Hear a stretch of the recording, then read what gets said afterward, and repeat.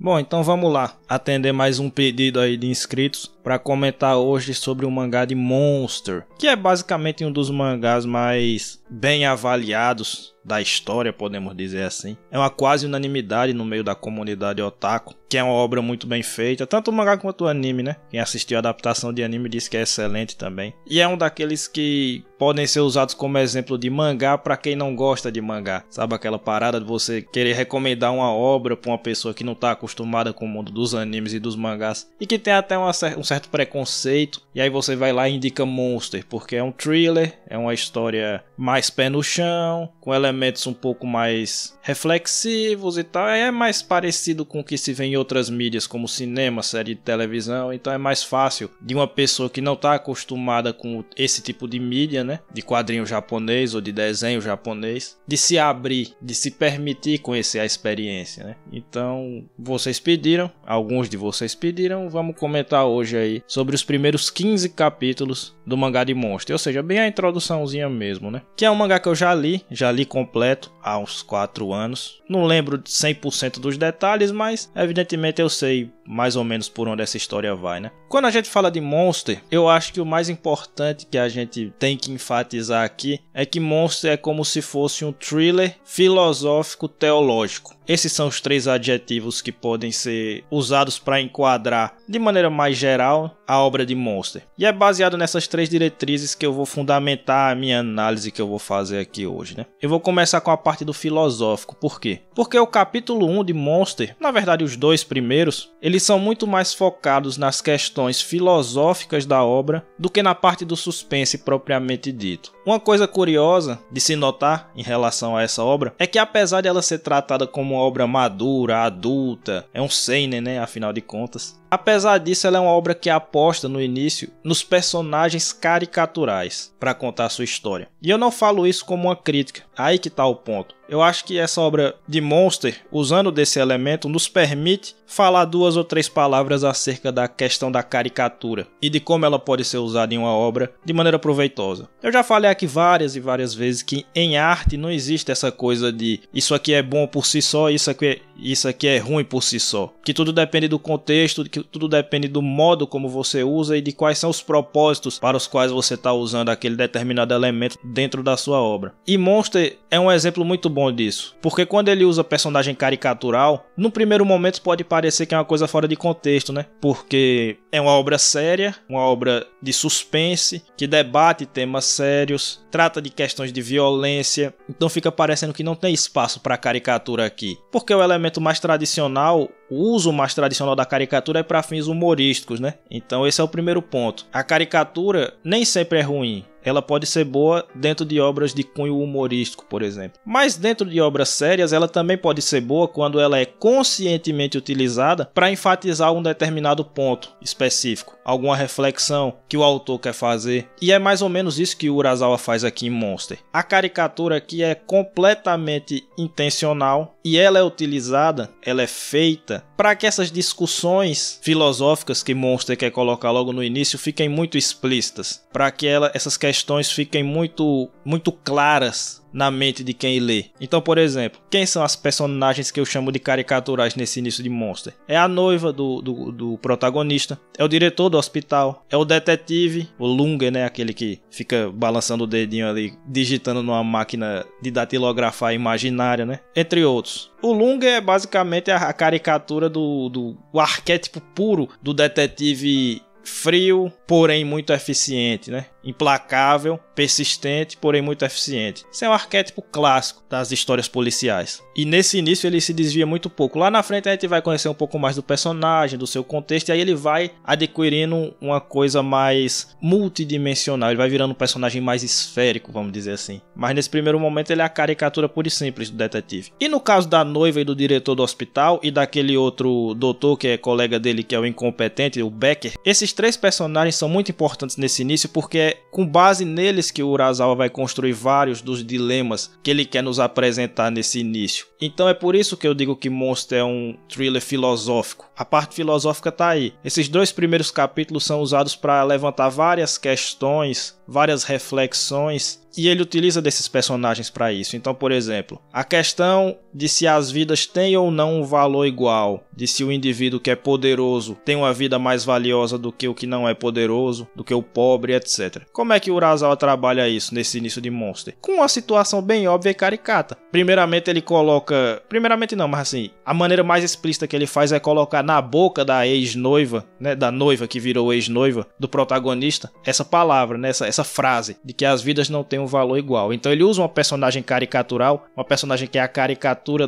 da mulher interesseira, da mulher que se preocupa primeiro com o status e com as posses, para poder jogar, lançar a luz de maneira muito óbvia em relação a essa questão que ele quer trabalhar na sua obra. Mas ele também faz isso por meio da situação daquela família de imigrantes turcos, que é o que parece, né? Na qual a mulher pobre, a família pobre chegou primeiro com o paciente para ser tratado, mas ele não foi tratado pelo melhor médico porque depois chegou um poderoso, chegou um rico, um endinheirado, e aí mandaram o melhor médico, né, que é o Kenzo, o protagonista da história, para tratar dele. E aí, mesmo tendo o pobre chegado antes, ele ficou na mão de um médico irresponsável, de um médico fraco, que fez tudo errado e ele morreu. Ou seja, uma situação bem óbvia, bem caricata, e o Urasawa faz questão de enfatizar isso, colocando inclusive uma cena na qual essa senhora, né, essa viúva agora, esposa desse pobre que morreu, nas mãos do médico incompetente, que ela confronta o protagonista dizendo que você deixou meu marido morrer, você não pegou a cirurgia dele, você teria conseguido salvá-lo, mas você preferiu salvar o endinheirado. Então ele trata dessas questões do valor das vidas, se elas são iguais ou não, dessa maneira caricata, mas aqui não é um defeito, porque ele faz isso de propósito, é obviamente consciente esse uso da caricatura, para deixar uma impressão na cabeça do leitor. É como se ele estivesse dizendo: reflita sobre isso, pense sobre isso, eu quero que você pense sobre isso. O outro personagem caricato que eu mencionei, que é o Dr. Becker, que é esse médico irresponsável que terminou causando a morte do trabalhador, né, do pobre, que ele teve que tratar porque o protagonista foi para a cirurgia do endinheirado. Ele representa muito a questão da podridão do mundo corporativo. Na verdade não é ele que representa, é mais o diretor do hospital, né, porque o diretor do hospital obviamente se preocupa muito mais com questões outras do que com a vida dos pacientes. E aí o Urasawa também coloca uma frase na boca dele para ele literalmente dizer que não, nós estamos mais preocupados com as pesquisas acadêmicas do que com a vida dos pacientes, né? A vida dos pacientes é secundária. E ele coloca várias questões óbvias nas quais esse diretor age de maneira exclusivamente política. Então ele se preocupa muito mais com os recursos que o hospital vai receber do prefeito, ele se preocupa muito mais com o status que ele vai ostentar perante a sociedade de médicos, com pesquisas que ele não fez, né, que ele bota os subordinados dele para fazer por ele. Então assim, é um personagem obviamente irredimível. Só é mostrada a faceta ruim dele e de uma maneira bem óbvia. Por quê? Porque novamente o Urasawa quer que você pense, quer que você reflita sobre essas questões, sobre essa podridão do mundo corporativo. E aí o Dr. Becker também ajuda a refletir sobre essa questão, só que do outro ponto de vista. Então se é o diretor aquele que causa essa distorção, essa opressão moral na qual aquele hospital se encontra, o Dr. Becker é o cara que abraçou completamente o niilismo moral e aceita isso. E ele diz, não, é assim mesmo, você tem que se deixar usar, existem vantagens de se deixar usar. E ele também fala isso com todas as letras. Você tem que saber se deixar usar e aí você vai subir no mundo aqui do hospital, você vai ser promovido, vai ganhar status, vai ganhar dinheiro, vai ganhar tudo que você quer. E é isso que você tem que fazer mesmo. Você tem que aceitar esse jogo sujo que se joga aqui, que não tem mais nada a ver com o verdadeiro propósito da medicina, que é tratar bem dos pacientes, para poder conseguir seus próprios objetivos, né? Novamente, um personagem caricato sendo usado, falando frases muito óbvias, mas sendo usado para promover a reflexão. E também tem o próprio Kenzo, né, o protagonista, que ele também é usado para promover certas reflexões, sobretudo com relação à submissão, em relação a coisas que ele sabe que são erradas, mas que ele aceita porque ele acha que de alguma forma isso vai beneficiá-lo. Só que aí, diferentemente do Becker, ele faz isso meio que por covardia, uma mistura de covardia. Por um lado ele sabe que vai ser beneficiado, mas por outro tem uma certa covardia dele não querer peitar o diretor do hospital, dele não querer abrir mão do que ele já conquistou, e aí ele prefere trair seus próprios valores a fazer a coisa certa e terminar sendo boicotado lá dentro do hospital. E também, e aí essa é a questão mais sutil de todas de Monster, eu acho, desse início, dessas várias questões filosóficas que são plantadas ali em um capítulo só, ou dois, que é o momento no qual ele,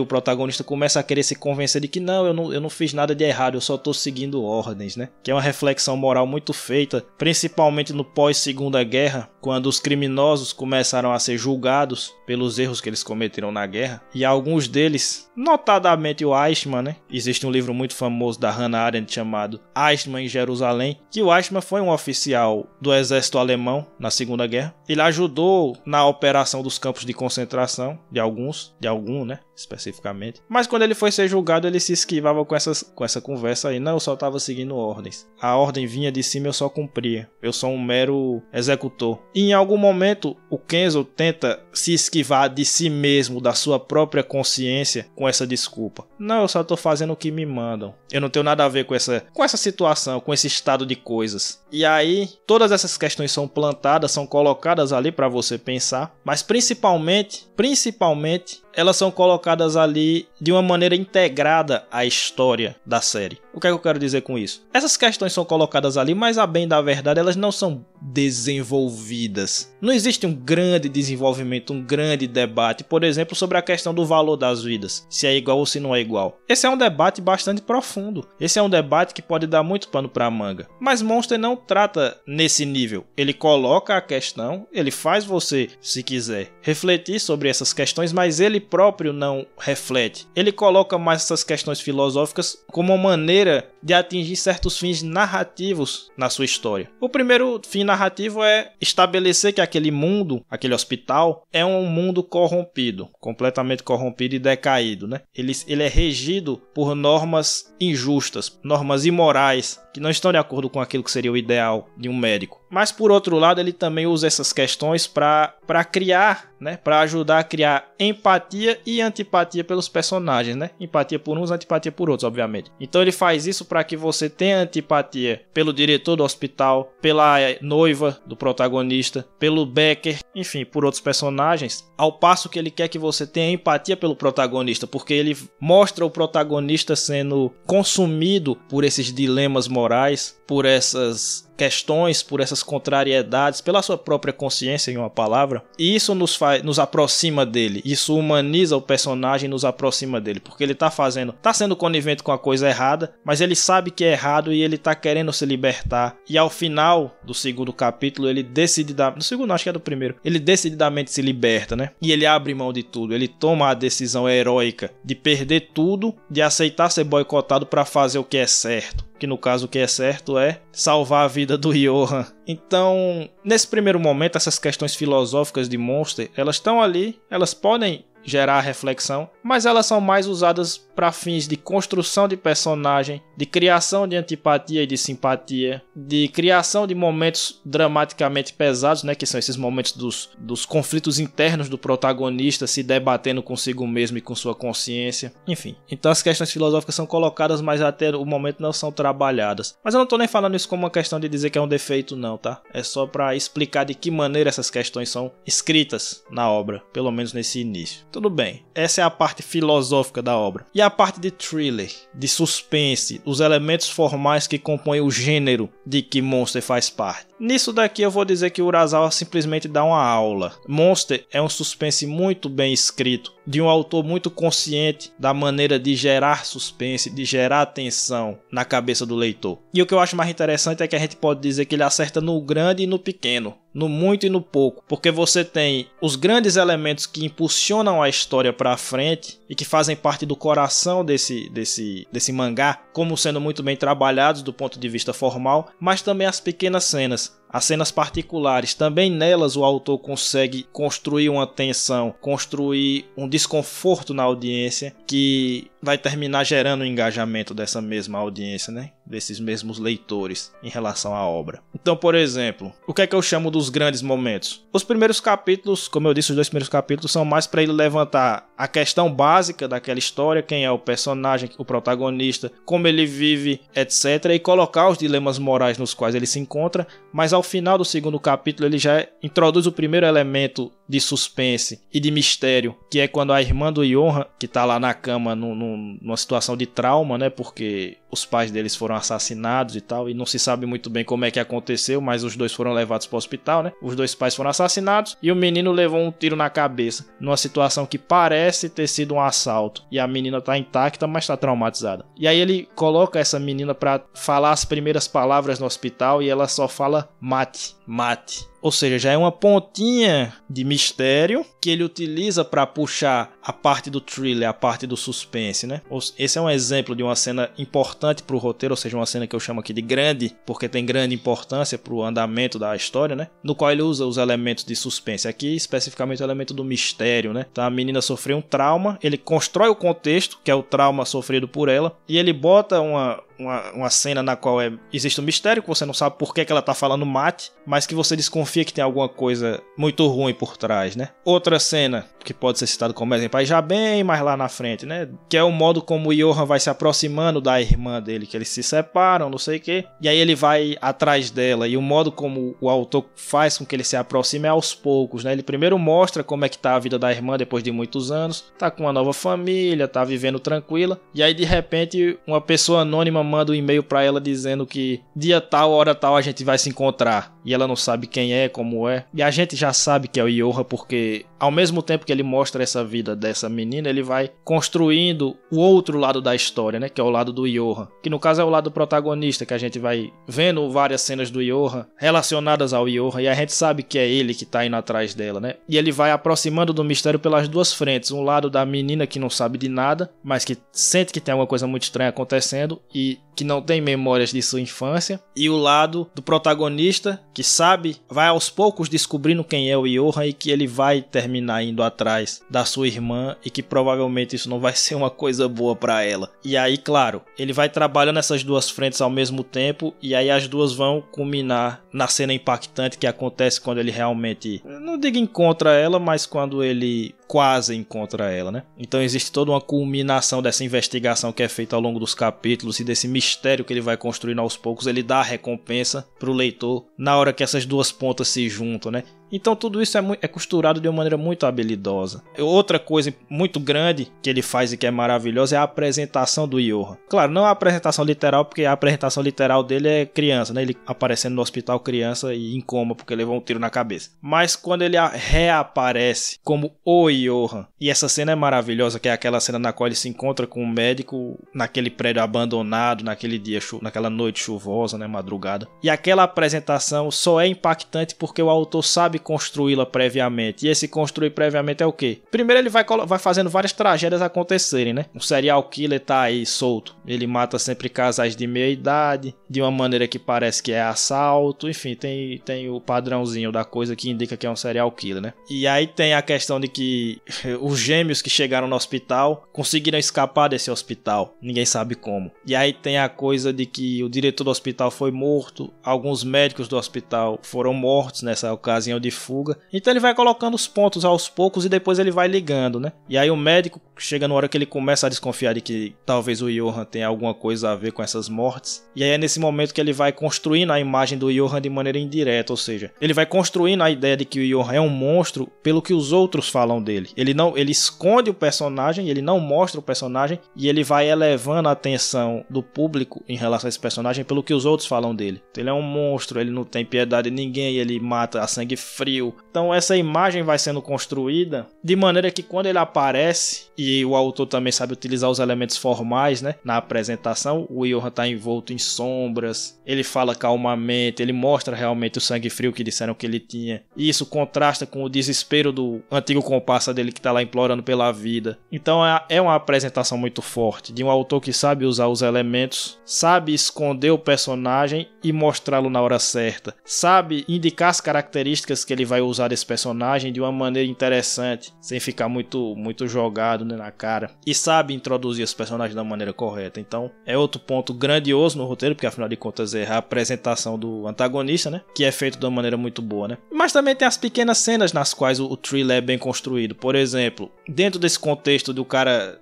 dele dizendo que vai encontrar com a irmã dele no dia tal, na hora tal, ele faz um pequeno roteiro, uma pequena trama no qual aparece entre aspas, um falso Johan. não é um falso Johan, mas é uma pessoa que o autor quer fazer que a gente desconfie que é o Johan, que no caso é o aleatório lá da sala da irmã, mas que é estranho, né, que ele senta na cadeira que ninguém quer sentar e ele fica, ninguém reparou nele, ninguém sabe o nome dele, e ele fica observando ela toda hora e como é que é isso, então provavelmente é ele que tá mandando esses e-mails e tal. E aí quando chega na hora de revelar, ele é só um aleatório, mas aí na hora que ele se encontra com a Nina, né, que é a irmã, o Johan passa por trás dele lá no fundo, então ele ao mesmo tempo desviou nossa atenção, mas na hora que ele desvia nossa atenção, ele traz de volta nossa atenção de novo pro personagem que é importante, né? Ou seja, o Johan já chegou perto dela, só que ele tá escondido. E esse que desconfiaram que era ele não era, é outro. Então ela tá vulnerável. Isso tudo aumenta a tensão. Aumenta a tensão na cena pequena, que é a do falso Johan, vamos dizer assim, mas aumenta a tensão grande, porque mostra que ela tá muito vulnerável, porque ele já tá perto, ele provavelmente vai fazer alguma coisa ruim com ela, e ela nem desconfia que ele tá perto. Então assim, mesmo essas pequenas cenas, né? Ou então aquela cena já um pouco depois, na qual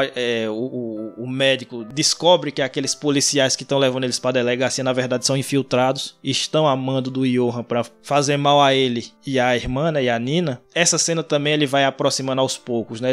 Ele nos coloca na cabeça do policial que vai começando a fazer deduções aos poucos, né? Por que esses caras estão levando a gente para a delegacia de outra cidade? Por que eles entraram na cena do crime e não investigaram nada, não entraram, não... Foi estranha essa atuação deles, né? Como é que eles sabem disso daqui se ninguém disse pra eles e tal? Então ele vai acercando aos poucos, porque aí o leitor já sabe qual é a conclusão que vai ser tirada, que é de que aqueles policiais ou não são policiais ou são policiais infiltrados, mas eles estão a mando do Johan e de que os dois protagonistas estão correndo perigo, né? Então ele vai colocando os elementos que fazem com que o leitor já entenda, mas para que os personagens entendam também, vai sendo entregue aos poucos, né? E esse desnível, vamos chamar assim, do que o leitor já sabe, porque os personagens vão descobrindo aos poucos, vai aumentando a tensão, porque a gente vê que eles estão vulneráveis, que eles estão na mão dos inimigos, mas eles ainda não sabem, né? Então todos os elementos do thriller são bem colocados aqui, todos elementos de gerar tensão, o mistério, o modo como você gera hype em cima de um personagem pelo que falam dele, enfim, todas as coisas estão bem amarradas e trabalhando bem para criar atenção e fazer uma obra de thriller muito eficiente. Mas isso aí não é o mais importante. O mais importante é a terceira parte. No início do vídeo eu falei que Monster é um thriller filosófico-teológico. A parte do thriller a gente acabou de explicar que é muito bem feito do ponto de vista formal. O autor sabe criar suspense, sabe construir tensão e tá tudo certo. A parte do filosófico nós refletimos há até bem pouco tempo atrás e chegamos à conclusão de que as questões filosóficas são colocadas, mas não são desenvolvidas, e que elas servem muito mais para gerar empatia, gerar antipatia, construir personagem e tal. Mas a questão que eu chamo aqui de teológica, que também pode ser filosófica, mas eu quero diferenciar das outras, essa me parece estar no coração de Monster, que basicamente é o seguinte: Monster me parece ser uma obra que acima de tudo quer refletir sobre a natureza do mal, e essa me parece ser a questão que vai ser trabalhada até o fim de maneira consistente, porque essa questão está intimamente atrelada ao personagem do Johan, porque o Johan parece ser o mal absoluto, parece ser um indivíduo que é mal sem causa. Eu sei, quem assistiu e leu o mangá sabe que lá na frente eles vão tentar colocar umas causas outras, mas também quem assistiu e leu lá na frente sabe que a obra meio que vai rejeitar essas explicações como a causa da maldade dele. Então é meio como se o Johan fosse mal por ser mal, mas isso de uma forma não mal por ser mal, sei lá, a la Frieza de Dragon Ball, no qual a obra nunca se debruça sobre a questão. O Frieza é mal e é isso aí, pronto, ele vai ser o antagonista, o vilão, e você só precisa saber disso. Não, Monster parece querer que a gente mergulhe no abismo da alma do Johan, que a gente mergulhe na psique doentia do Johan, que a gente tente entender o vazio da alma do Johan, porque no fundo me parece um pouco isso, né? O Johan é psicopata não porque ele sofreu, apesar de ele ter sofrido, não porque, enfim, por qualquer causa e qualquer explicação parece ser rejeitada para se abraçar a ideia de que ele é uma pessoa que tem uma alma vazia, uma pessoa que, como vários dos psicopatas da vida real, vive num profundo tédio, na falta de sentido. E os paralelos que a obra faz, por isso que eu chamo de teológicos, a obra já abre com a citação acerca do dragão, né, do livro de Apocalipse, que é o próprio demônio. Então o autor parece querer pintar o Johan com cores bem religiosas, vamos chamar assim, no sentido de que ele é a representação do mal, de que ele é o monstro, e tem vários personagens que o chamam de demônio ao longo da obra, e que enfatizam esse aspecto de que não parece ser coisa, as coisas que ele faz não parecem ser coisa de humano, que mesmo sendo uma criança, né, e até o jornalista pergunta, você acha que uma criança mataria a sangue frio desse jeito? Você acha que alguma pessoa seria capaz de fazer isso? E aliás, em vários momentos as próprias capacidades de fazer o mal do Johann parecem ser coisa extra-humana, né? Ele parece conseguir causar mais destruição do que uma pessoa normal conseguiria. Então é como se o autor hipostasiasse o mal e colocasse um personagem para que ele encarnasse o mal, fosse a representação do mal. E aí, o impacto causado por esse personagem nos levaria a refletir sobre a natureza do mal, sobre as causas do mal. E a resposta que Monster parece chegar é que não existe causa para o mal. O mal existe aí, o mal é. Que seria uma resposta até bastante ousada considerando a tradição filosófica que trata, ou que costuma tratar o mal como uma privação, né? O mal não existe por si só, ele é a ausência do bem. E Monster parece rejeitar essa resposta. Como também parece rejeitar a resposta do livre-arbítrio. Não, o mal acontece porque os seres humanos têm livre-arbítrio e aí eles frequentemente fazem o que não é correto. E Monster parece abraçar a ideia de que na verdade o mal existe como uma coisa, como uma substância injustificada, incausada, e ela só existe. E que algumas pessoas abraçam essa maldade de uma maneira chocante, porque nós humanos muitas vezes ficamos procurando causas, a gente fica perguntando por causas, por que isso aconteceu? Por que uma pessoa faria isso com a outra? Por que alguém causaria tanto mal na vida de outra pessoa a troco de nada? E Monster parece abraçar a ideia de que as coisas são assim, a realidade é assim, o mal existe e algumas pessoas aceitam o mal e fazem o mal. E é isso. Qualquer tentativa de buscar causas, de buscar compreensão, de buscar entender é uma tentativa de escapar da dura realidade, da presença e da existência ontológica do mal, ou seja, da existência do mal como uma coisa, como um algo, como uma entidade que está aí e que existe e que atua no nosso mundo. Então, essa questão sim me parece bem desenvolvida nas páginas de Monster, porque essa questão tem tudo a ver com o personagem do Johann em si. À medida que a gente vai conhecendo o Johann, a gente vai se aprofundando nesse abismo do mal e vai ficando chocado com o que ele é capaz de fazer, com quanta destruição ele é capaz de realizar e de como ele realmente não tem escrúpulo, ele não tem sentimentos, ele não tem nenhum tipo de apego a ninguém e de como isso não tem motivo, não tem porquê ser assim. E isso nos deixa ainda mais chocados, né? A ideia de que talvez, só talvez, a gente ande num mundo povoado de demônios. Ou como diria o bardo, né? O Shakespeare, só talvez o inferno esteja vazio e os demônios estejam caminhando sobre a terra. Enfim, eu acho que o vídeo de hoje não saiu tão bom assim porque eu não consegui escrever o roteiro. Eu fui falando de maneira mais livre, em formato quase como se fosse um podcast. Então já peço perdão, me desculpem. Mas é isso aí, por enquanto é isso. Esses foram os primeiros 15 capítulos de Monster. É uma obra que está entrando agora na Netflix, o anime. Aliás, essa é uma coincidência muito feliz porque não teve nada a ver. Não foi por causa disso que eu fiz o vídeo, mas quem estiver curioso para assistir Monster, assista, é muito bom. É um baita suspense e dá o que pensar. Bastante filosófico, bastante existencialista, né? Então assista Monster aí na Netflix. E esse é o primeiro vídeo de 2023, né? Quem diria que eu passaria um ano inteiro fazendo vídeos de maneira religiosa toda segunda e que isso daria frutos. Porque no início do ano passado, desse 2022, o primeiro vídeo de 2022, eu devia ter o quê? 10 inscritos, sei lá. Então, por mais que o canal esteja estagnado e não vá pra lugar nenhum, e não vai mesmo, mas cresceu bastante, né? Então, muito obrigado a quem tá aí. Feliz 2023 pra você, pra sua família. E vamos seguir em frente. Semana que vem é Dragon Ball, que eu sei que vocês adoram. Tamo junto.